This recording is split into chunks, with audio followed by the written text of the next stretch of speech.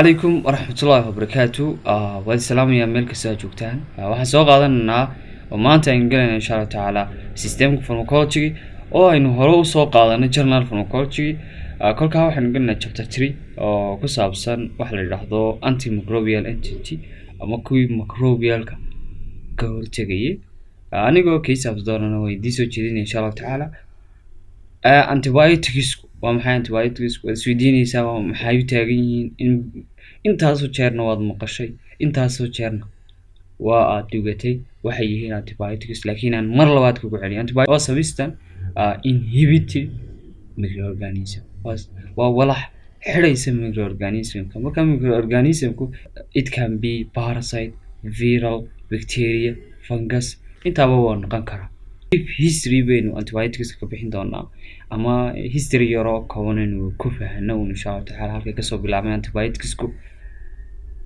ninkan aad arkaysaan ayaa waxa la yiraahdaa Alexander Valiman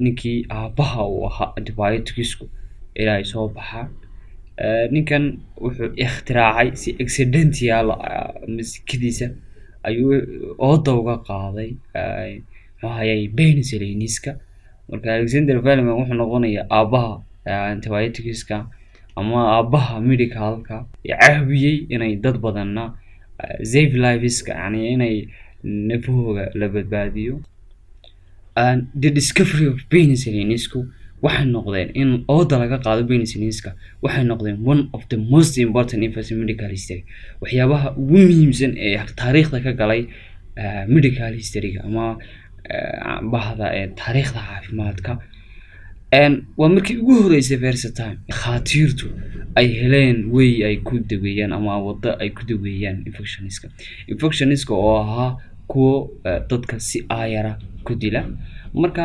miraculously save lives mucjisay ku noqotay inay daweeyaan mucjisooyin bay ahay in save lives lagu sameeyo yani in lagu badbaadiyo hobby lahayd inuu dhinto and be discovered penicillin patient of died from severe injury or infection marka waxa jiray ka hor inta aan ikhtiraacin ama oo laga qaadin dad bukaanadu waxay u dhiman jireen badanaa in trivial injuries-ka يعني dhaawacyada fudud مثلا dhaawacyada fudud ama something ay hukumdaan deena infection ay noqoto deena saaw qofku ku dhinto ama infections haduu infection yimaado infectionskaas ma jirka ku baahaya deena qofku u dilay laakiin maanta xabad waxaad qaadanaysaa on penicillinska ama antibioticska waxa laga yaabaa inuu noloshaada dhan badbaadiyo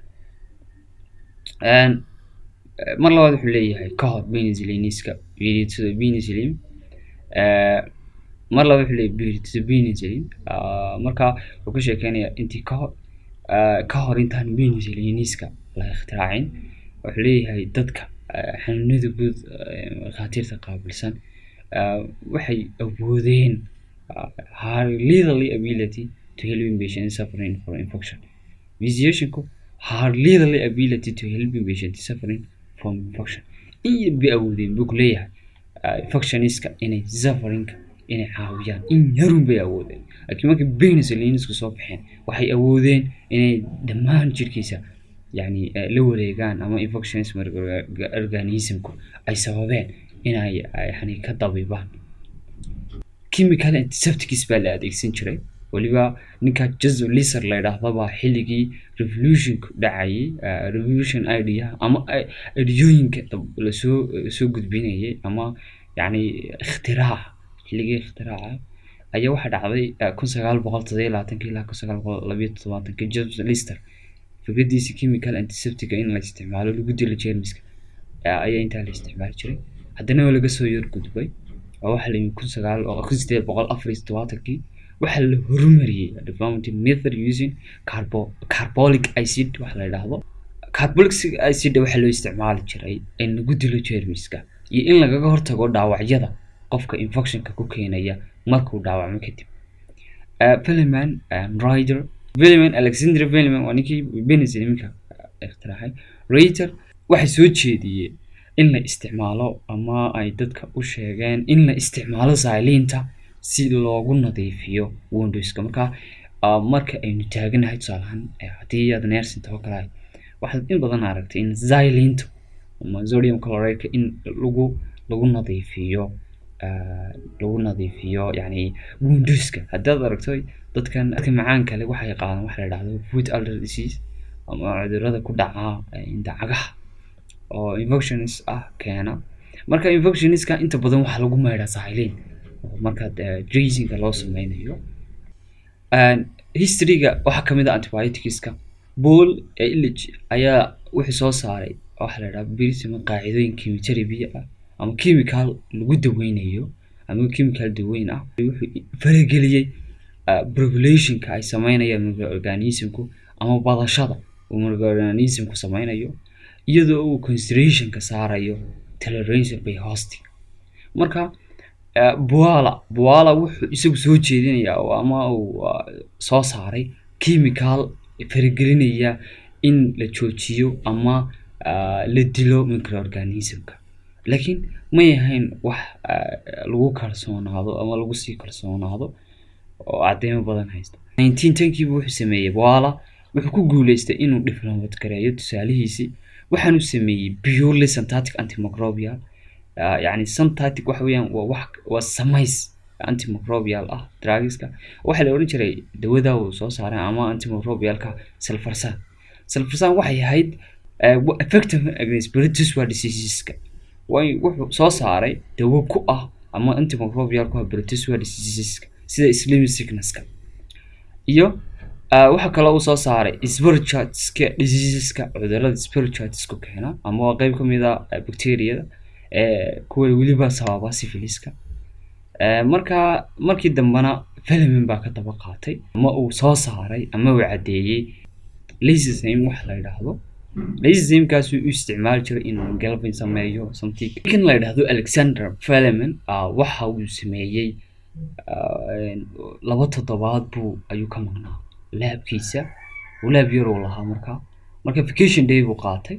marka intaa ka hor wuxuu sameeyey inculator number of petri dishes buu sameeyey oo staphylococcus ayuu ku shubay staphylococcus buu kaga tegay intaanu tegin intaanu fasaxa tegin ayuu staphylococcus ku soo shubay petri dish waxa la yiraahdaa waa bacteria inta badan ku korta uma deegaan yar oo korto. marka dambe waxa sameynayaa wuxuu dhigayaa incubator-ku dhex gelinaya marka incubator-ku room temperature ku ilaalinaya deedna marka isagu wax badan kama agoyn staphylo waayo inay ku korayso halkan iyo inay qaadanayso 2 toddobaad marka ku qaadanayso 2 toddobaad marka markii dambe isagu xataa ma ogeyn sidoo kale in ku koro room temperature-ka molluska waxa la yiraahdaa fungus-ka soo saaro markuu tarmayo mollus iyo yeast. marka ma ogeyn isagu inuu ku koro room temperature-ka. Fleming markii dambena wuxuu sameeyey laabkiisii yaraa buu ku soo noqday wuxuu arkay platelet contaminated fungus meeshii uu haysto xataa fungus meeshii uu wasakheeyey bacteria-da uu ku beeray. markii dambena wuxuu bilaabay inuu diyaariyo platelet-ki deedna markii dambena inuu dad soo booqday maalinta inuu yidhaahdo ila eega contaminated culture-kan siduu noqday deedna wuxuu ogaaday in ay meeshan yara kooban fungusku inuu ku koray fungus deedna funguskaasi uu soo saarayo substance-kaasi ay xirayso meel yaroo ka kooban meeshan kuma korin staphylococcus korin waayo wuxuu ogaaday inuu fungusku soo saaro walax kulidi staphylococcus ama bacteria-da deedna uu ka faa'iideystay waxaanu soo saaray waxa la yiraahdo penicillinisku marka waa intaa insha Allah tacaala. markii dambena ooda waxa laga qaado dawooyinkii oo dhan markii dambena waxa la sameeyey research-yo badan in la yiraahdo Dr. Asgene baa sameeyey ninka la yiraahdo Dr. Howard Valery oo Oxford jaamacadda wax ka dhigi jiray ayaa sameeyey. markii dambena waxa la soo saaray wax dawo birdaraag oo Zelvanomyces-ka yani dawo hordhac oo aan dawo rasmi ahayn. waxa la oran jiray barantanzil baa la oran jiray dawada. markii 1965 waa la soo saaray. waxay si fiican u daweyn jirtay streptococcus waa qayb ka mid ah iyadana bacteria tiona staphylococcus bay ahayd. marka infectioniska ku dhaca ama streptococcus ay keento ayuu si fiican daweynayay. definition kaynu soo qaadayna marka waxaan ku qeexaynaa ama qeexitaanka intaynaan gelin. marka definition waxay antimicrobial wuxuu ku qeexayaa waa general term waa term la wadaago ama guuda kaasoo loogu qadariyo active against pathogens in lagaga hortago. yani antimicrobial waa in lagaga hortago pathogenska ama pathogenska inay wax kulli diya la keeno. antibioticsku waa drug active against bacteria waa drugiska ayaan oranaa marka funguska joognana drugs active against fungus baynu oranaa. marka waxaa jiraysa insha Allah taala labadana way jiraya. marka waxaa jira bactericidal hadaan noqoto seal waa kill bacteria waxay dilaysaa bacteriyada marka nucleuskii iyo dhulkii bay iyadu weeraraysaa.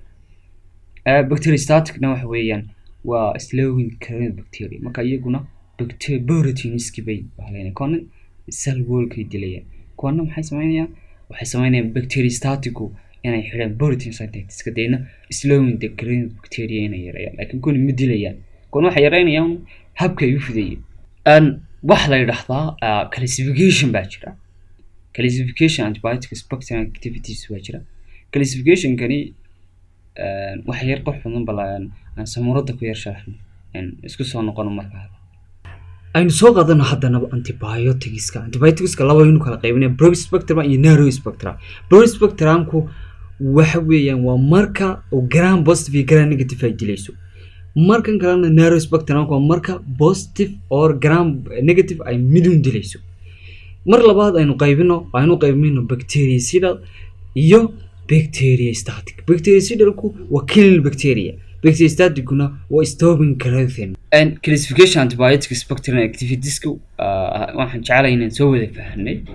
haddana mar labaad baraayno isagoo qoraalna aqriino markaynu eegano spectral activitieska yani intay awoodda iyo qabanayso activitieska waxay loo kala saaraa saddexda broad spectrum ama kuwii drugski ku ahaa effectiveka ku ahaa against wide variety of organism. kuwani wide bay waxa la yiraahdaa marka la qeexi doono laakiin waxa la yiraahdaa bacteriyada waa brood baa la yiraahdaa. broodkaasina wuxuu yahay in effective against wide variety of organism microorganism badan ayuu saameyn ku leeyahay. hadii lagu dhahdo dawadaas waa broad spectrum gram positive bacteria iyo gram negative bacteria labadaba saameyn bay ku yeelanaysaa oo way si effective bay ku tahay labadaba. narrow spectrumku waxay noqon karaan waa drugiska effectiveka ku ah one or restricted group of organism mid kamida ama group organism bay xiraysaa. marka weeyaan tan waa labadaba ama waa qaar badan. markaynu definition kale aynu sameynaa waxaan sameynaa gram negative iyo gram positive. marka gram negative waxa loo kala saaray bacteriyada lagu kala saaraa waxa la yiraahdaa tan waa gram negative tanna waa gram positive.